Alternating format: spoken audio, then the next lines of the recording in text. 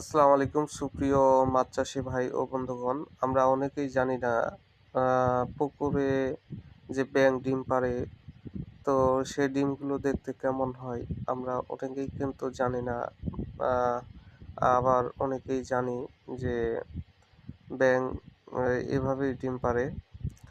তো আমরা যারা রেণু চাষের সাথে যুক্ত, পুকুরগুলোতে যদি ব্যাঙ ডিম পাড়ে তাহলে কিন্তু সেটা একটা বড় ধরনের সমস্যা রেণু চাষের জন্য।